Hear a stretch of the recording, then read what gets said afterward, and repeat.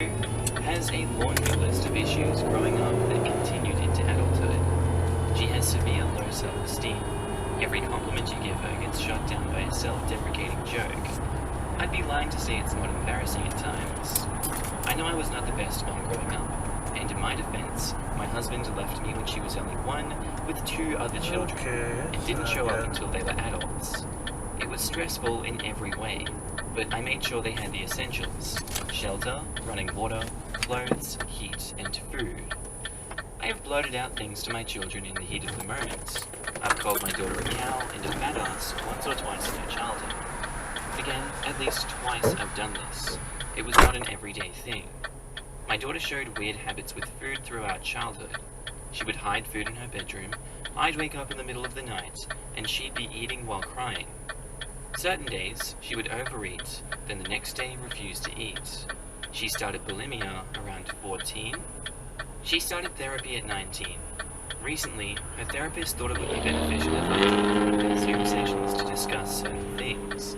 I was adamant, seeing I knew right away it was going to be daughter blaming me for every problem, and she assured me it wasn't.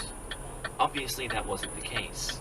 She mentioned the comments I made in the past and said she thinks this triggered her habits. Her therapist didn't defend me. At one point, I was sick of the blame game. I said very gently, neither of my two children have eating disorders. To say I'm the primary reason she has disorders is unfair. She is using me as a scapegoat instead of addressing the real issue, and if she continues to blame me for her issues, she would have disowned me when she could have. Since her attitude is impacting me so heavily, perhaps I need to distance myself from her. I ended the meeting and have not spoken to her since. I intend to speak to her soon, but hope, if not, to expect an apology. I need everything possible for my children as a single parent. I am by no means a perfect parent, but all three are alive and semi-healthy. I think that this is another case of the OP being in denial, and very heavily down in the deeps of denial, and even a therapist hasn't been able to help them in this situation. They're definitely the a-hole in this situation, and I think they know that. I just think they don't want to come to grips with reality, and it's really sad to see the effect it's having on their family. You're the a-hole. A therapist is not there to defend you. A therapist is there to allow their patients to talk about the issue. If you were invited, it was because the issue needed to be discussed in an open environment with someone who knows professionally how to handle this. You failed. You blew up and essentially told your daughter you do not care that you impacted her and triggered a disorder. You do not deserve an apology, and you should not hope or expect one. You are the one who is in the wrong here. This is probably a repeating pattern. Daughter tries to talk to mother about ways she's hurting her. Mother blows up and says it is her fault. Walks away and washes her hands of any wrongdoing. Rinse and repeat. You are the a-hole. It's a sad and real thing with narcissistic, abusive, or negligent parents. It's awful to see. You're the a-hole. On what planet are you not? You were a crap parent by your own admission. You said hurtful things to your daughter that stuck with her to this day. Good lord, you suck. She keeps stressing how she did the bare minimum, plus verbal abuse, like she deserves a freaking pat on the back or something. Look, I provided all the legal essentials. You know, the ones that I need to provide or the government will take my kids away. The literal lowest bar. Who cares if I have a child who has struggled with eating disorders, and probably other mental issues for almost a decade? I kept the heat on, so it cannot possibly be my fault. Posted by user, Am I the a-hole sexist tradition? Titled, Am I the a-hole for refusing to contest a will? I'm probably the a-hole, but hey, let's see what the internet people think. My father passed away during New Year's Day. It's been pretty rough, but I'm doing much better now. I have a younger brother and an older sister. My father owns about 1,000 acres worth of land in Texas. When my brother and I were teens, my sister was in college. She got outed as gay to my dad, and it didn't go down that good. He eventually disowned her. A couple of years later, he tried to reach out to my sister, which she, understandably, refused. Flash forward 20 years. I am married and have a kid. My sister is also married, but they have no kids. My brother moved to Jamaica and got involved in a religion/cult there. Since the only kid my father has regular contact with is me, he decided to give me the vast amount of his wealth, namely his lands. Most of his other assets went to my brother, and a single family heirloom went to my sister. My sister and my brother want to contest the will. If we all agree to do it, then we can divide the land equitably. I don't see how I'm benefiting at all from this decision. I want Make a turn! Secure. I have nothing to lose if I don't contest it. Also, I don't think Yeah, right turn! A couple of years. I'm obviously being called an a-hole by my siblings, so am I one? Am I the a-hole? Just because you can hoard wealth doesn't mean you should hoard wealth, especially from your siblings you grew up with. I'm sure you had good relationships with them. What's wrong with you? Why are you using the excuse of your kids? It's obviously you that wants this. You don't care about your kids having it. You don't care about your siblings, do you? You suck. Edit. I've thought about this for a couple of days now. I've decided to not contest it after getting an attorney. Oh, I'm sure the attorney looked at it from a non-biased point of view. Plus, my siblings were being jerks to me for basically their entire lives, and they are still being huge jerks.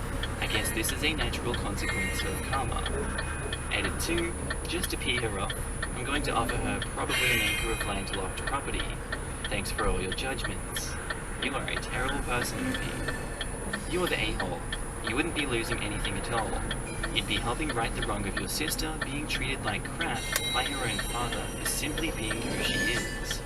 Your brother effectively cut off contact with your dad because of his religious beliefs. Cults separate people from their families. It's part of what defines them as a cult. And that was probably very upsetting and painful for your dad.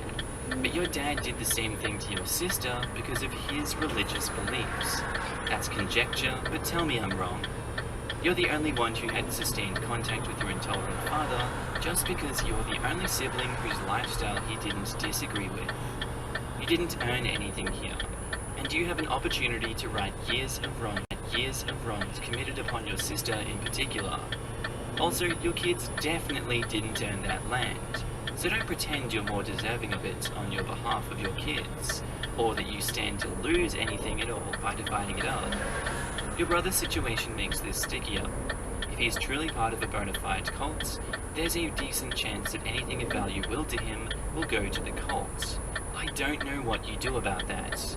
But your father was an a-hole to your sister in life, and could have taken one final stab at making amends by including her in his will. Instead, he's chosen to be an a-hole to her even in death.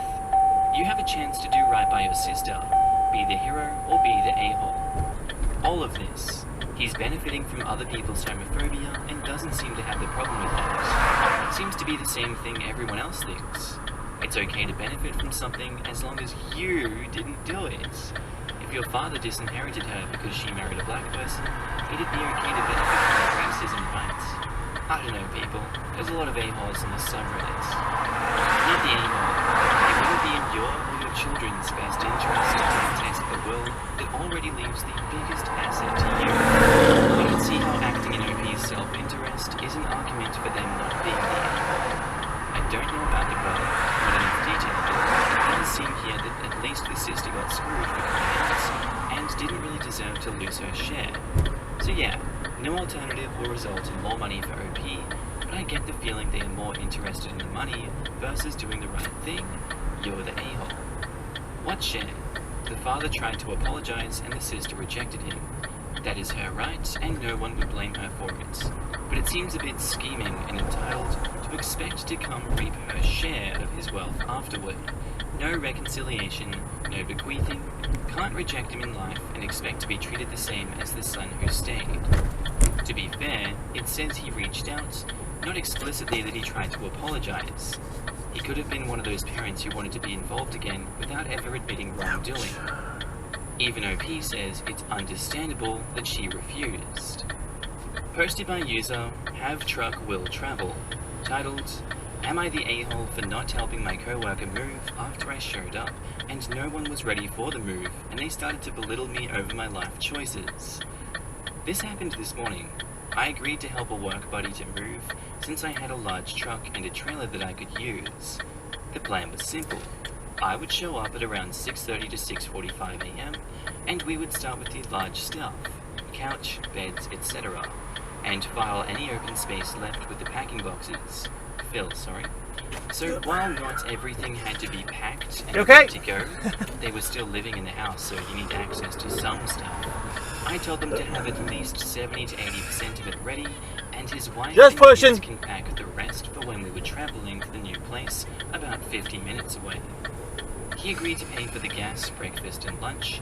I agreed to be the driver and mover.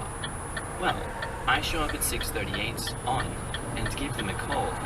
No pickup, so I go up to the room, which is on the 3rd floor, knock on the door, and no answer. So I try the phone again, and after checking the address, I don't want to wake up the wrong person, I try the door again.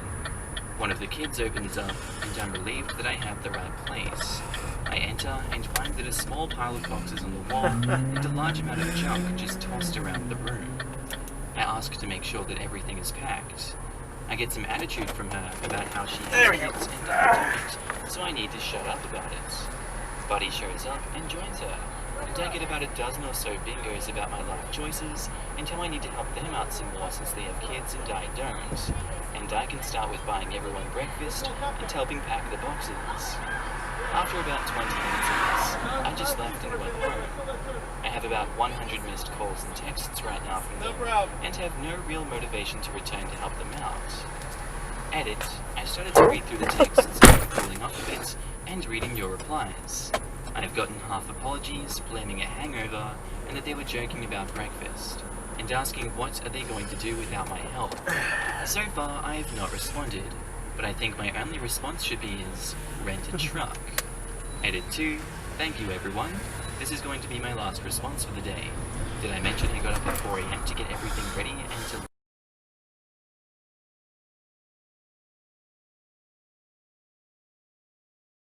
together? Maybe try living for a while first, for more than just a house hunting process. It's your life though. No, I don't. But I don't know anything other than extreme. There's no middle ground with me. Everything is either 0 or 100. That's an idiot, babe. OP. Best of luck to you. I guess we'll see how that one goes in a few months, maybe. Alright guys, that's all for today's video. I hope you enjoyed this one today. Tell me what you thought of it in the comments below. If you're not subscribed to the channel, I would love you to subscribe because I love your face. Fucking jackass right there, huh? Cut right in front of me. I don't know You what too. else to say